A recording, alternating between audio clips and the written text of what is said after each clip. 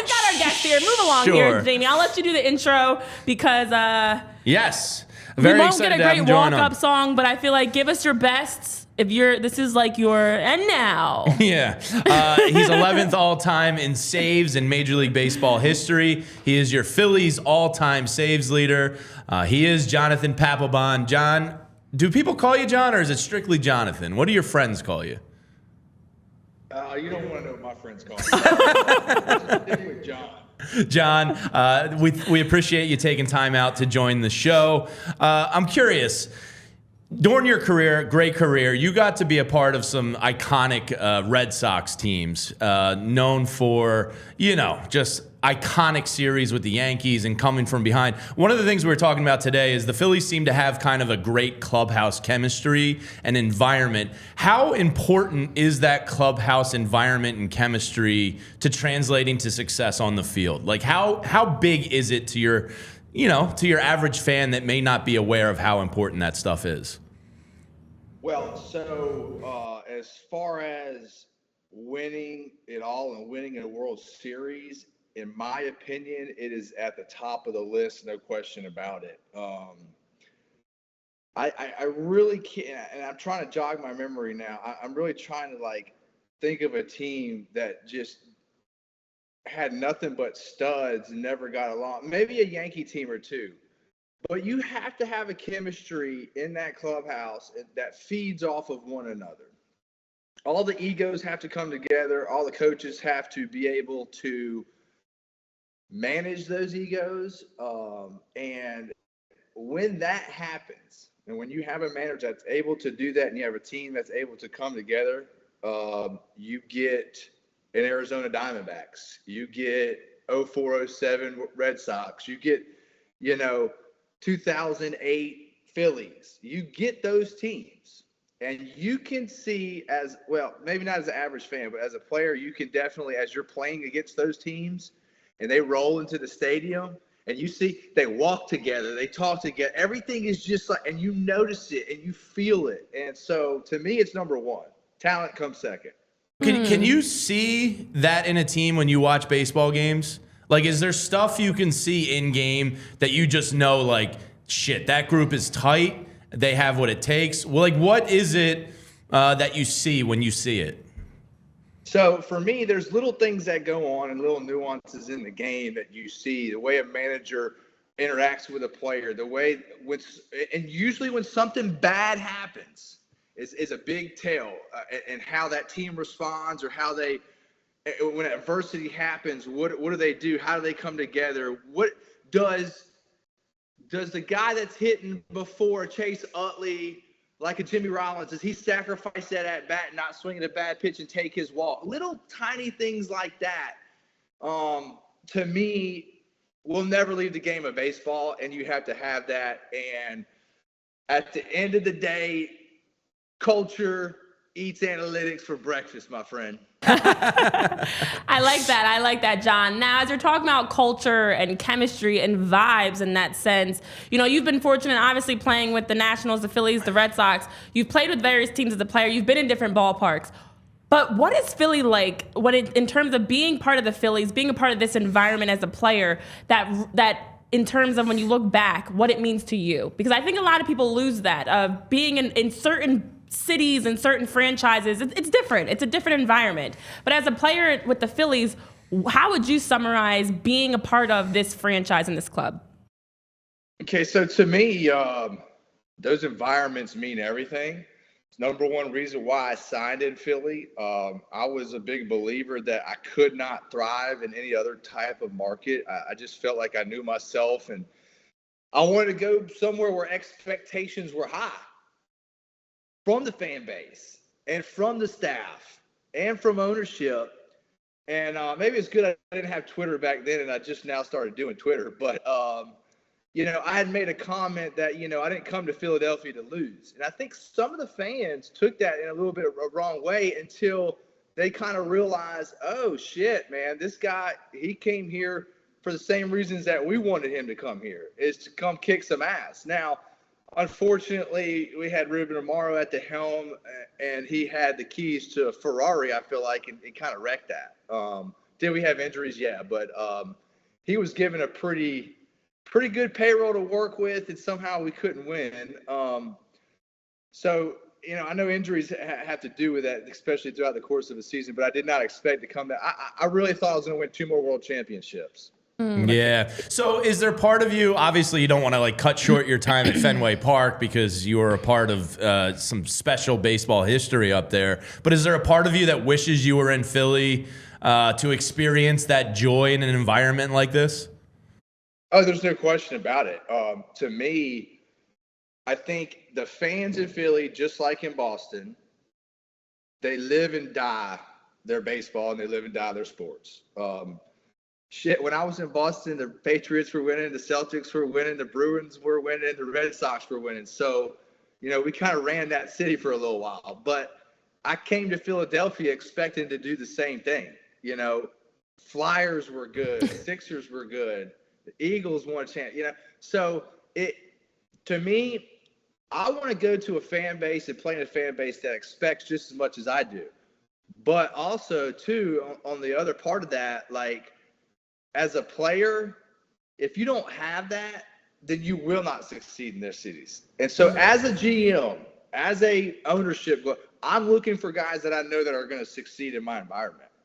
Yeah, and one of those guys, Jonathan, I want to ask you about, because you both have talked about it since the incident. The Bryce Harper you see now, is he a totally different player than your guys' incident in the dugout all those years ago? Have you seen kind of that maturation? And he seems to be absolutely fucking thriving in Philadelphia. Have you seen the evolution of Bryce Harper from when you were teammates to now?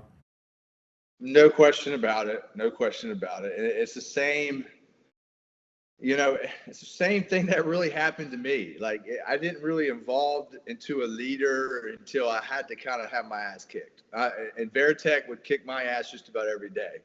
But, at the end of the day, I could not be more proud of this dude. To me, as a GM, if I have the kind of player that he is now, the kind of leader that he is, like, there's no reason why Philadelphia should not win a World Series, in my opinion.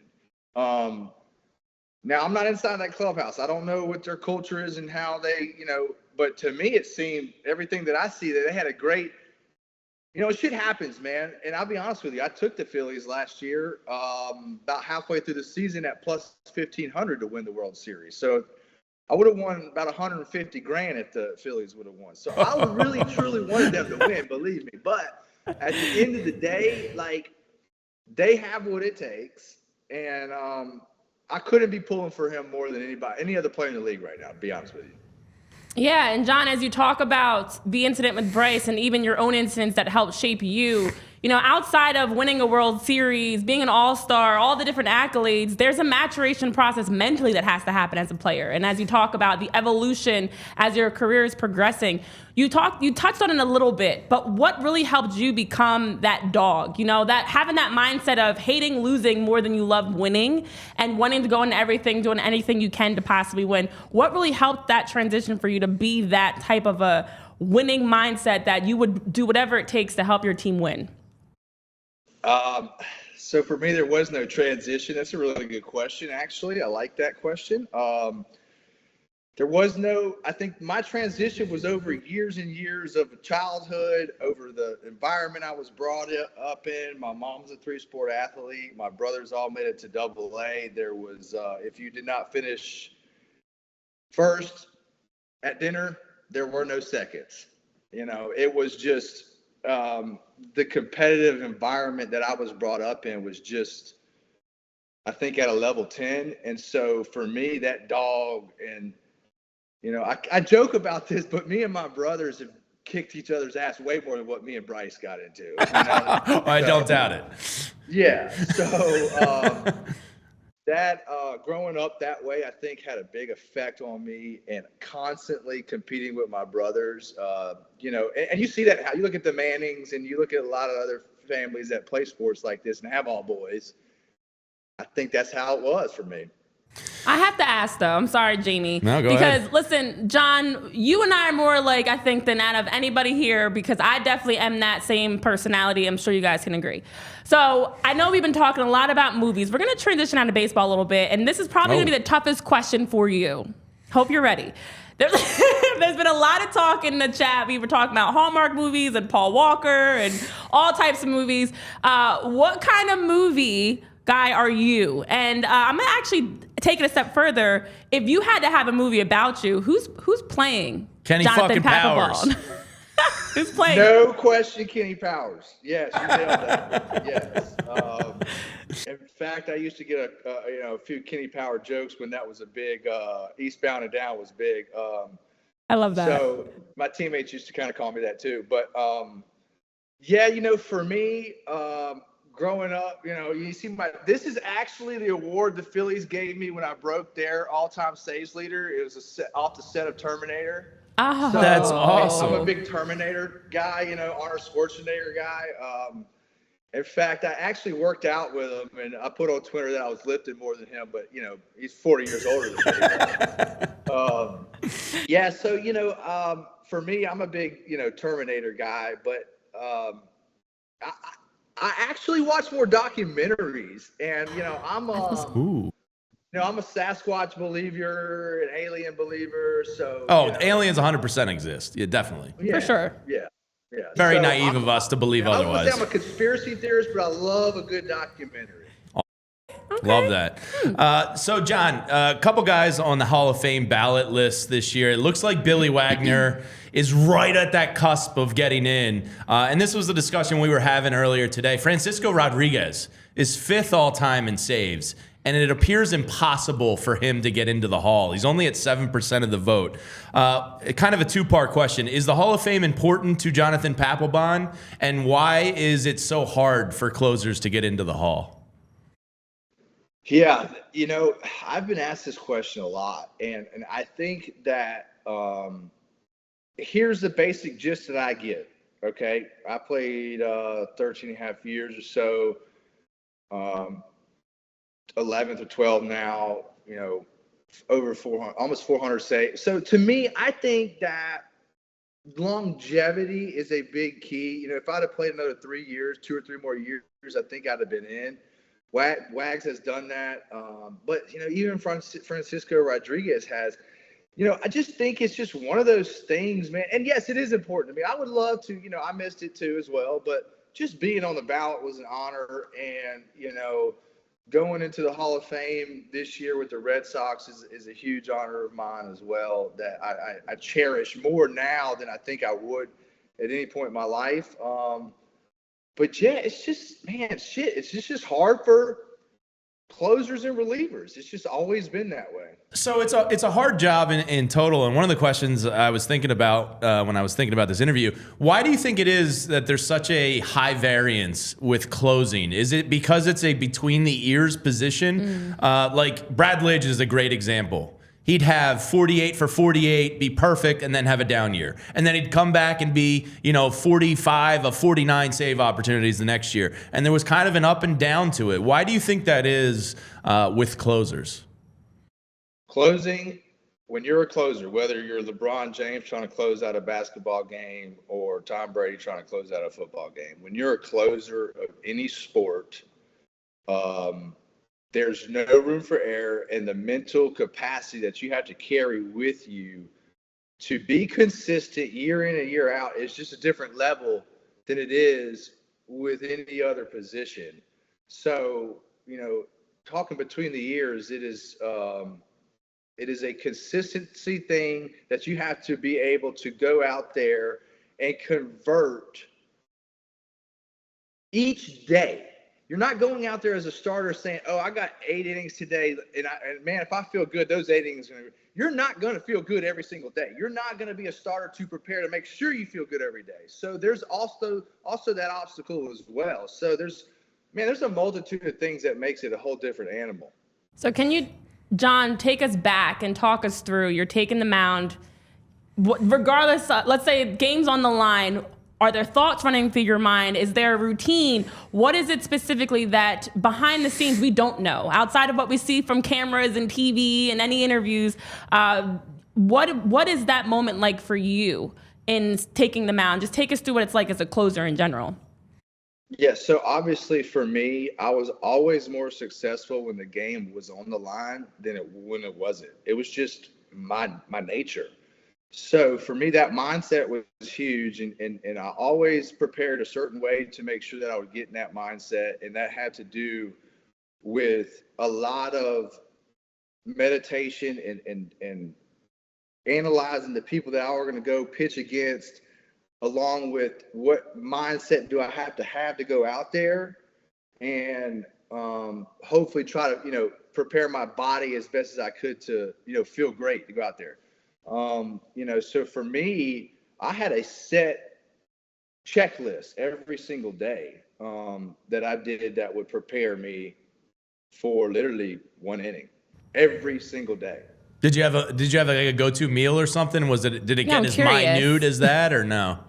No, no go-to meal. I had quirky things like, trainers didn't really want to, stretch. I like to stretch naked, because I felt like I got a better stretch. And I was quirky about, hot tubs. I would put Epsom salt with some like Voltaren, guys. I don't know. Maddox had some pretty crazy ones too. So, like a sign on the door that John's stretching naked, do not enter, or was it like an open door policy that if I'm stretching naked, you can? I kind of just knew after a while, yeah. See, I thought I was odd because I was all about, for soccer, one cleat before the other, but you're taking it to a whole nother level. But you mentioned you weren't the worst. What is the worst that you've seen in terms of a pregame routine? I'm just curious. There's some bad things in baseball, man. Like guys shitting in other people's shoes. I mean, there's some bad crap. Lighting people's shoes on fire. I mean, there's some pretty good ones out there. Yeah. Wow. So John, another question I have is in this new age of bullpen arm usage, it almost appears a lot of teams are getting away from a quote unquote everyday closer and more just having these high leverage guys, those 2 or 3 high leverage guys. Jose Alvarado, Jeff Hoffman were kind of that for the Phillies a little bit this year, as well as Kimbrel. Do you agree with this new approach to bullpen arms and kind of rotating the guys, or are you a team's got to have a closer, got to know your role type of guy? Yeah, I'm definitely the second of that. I think it's a lot easier for guys to prepare when they go out, knowing what role they're going to be in. Now, yeah, you can tell, hey, today we're going to switch your role, but going back and forth from roles is not easy. I don't care what job you're in. It's like, okay, you're a shift manager now you're the GM now. You can't do that, man, in my opinion, because especially out of 162 games, you want to create consistency, and to create consistency, you need to be in the same position every day. Yeah. I know Tyler actually has a question, our producer, that he wants to ask you, so I'll toss it over to him. Yeah, so you were talking about, the guys that just want the ball, and I'm curious if that plays into your answer here. With so many guys that are touching 100, throwing 102, you got all these hard-throwing, back end of the bullpen relievers and type guys. Guys like Paul Sewald, who are throwing like 92, 93, how do those guys still do it at such a high level? Sewald was great in the World Series. How did those guys still do it in today's game? Okay, he does it with a big set of nuts, number one. He does it, 2, with great conviction. If you're a pitcher and you pitch with conviction, you've already beat your head of the game. It doesn't matter what pitch I'm throwing, I'm convicted in it, and I throw it. He pitches exactly that way. And 3rd, he has amazing deception. And believe it or not, all of this spin rate and all this, he has great spin rate, even though he may not throw hard. So it doesn't matter. His spin rate's still great, and he's not throwing hard. So he's still got a lot of deception. So that's exactly what makes him successful. Jonathan, I'm curious. Who was your favorite teammate when you were here in Philadelphia, and why was it Chooch? Chooch was just, man, he was just my guy. He was just my Panamanian redneck, man. I'm from Mississippi, so we both like the same things. He likes, chickens. I got chickens, bull riding and stuff like that, and we just kind of hit it off. And, I'm actually your favorite teammate? I kind of was just joking because we all love Chooch, but like, was he one of he was your dude? He was my guy. Wow. Yeah. He was my guy. Yeah. No, him or probably Kyle Kendrick.